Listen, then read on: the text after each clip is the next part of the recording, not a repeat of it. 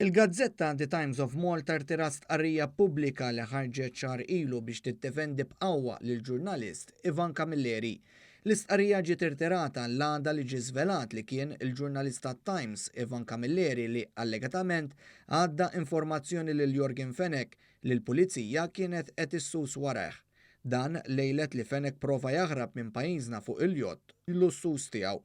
Jorgen Fenech huwa suspettat mandant fil-qtil ta' Daphne Caruana Galizia u l-Malta Today rapportat li isem Ivan der f'messaġġi fuq il-WhatsApp li rat il-pulizija bejn Jorgen Fenech u tzieħu Ray Fenech. Sigħat wara li ġiet żvelata din l-aħbar, il-kumpanija Allied Newspapers ikkonfermat li Camilleri tkeċċa minn senior journalist tat-Times.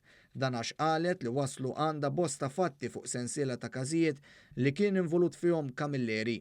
It-Times bidlet stqarrija ta' diviża fil-konfront ta' Ivan Camilleri anki wara li ġie rapportat li allegatament Camilleri nqabad jisra oġġetti ta' kwalità għolja ħafna minn supermarket fin-Naxxar.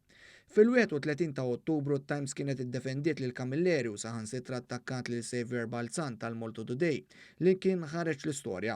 It-Times kienet qalet li dan il-każ ma kien xejn għajr wieħed innoċenti li ġara biżvista u sostnit li b'mod malizzjuż Xavier Balzan interpreta l-affarijiet b'mod ħażin.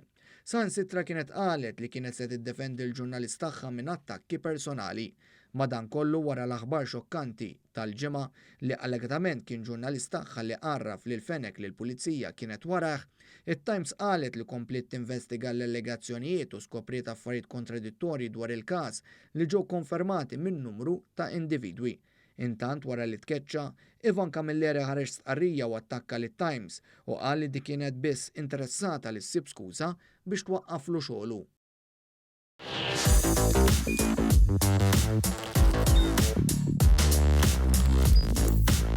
Idħol fuq one.com.mt u hemmhekk tista' tara l-programmi kollha li jxandru fuq One permezz ta' One Play.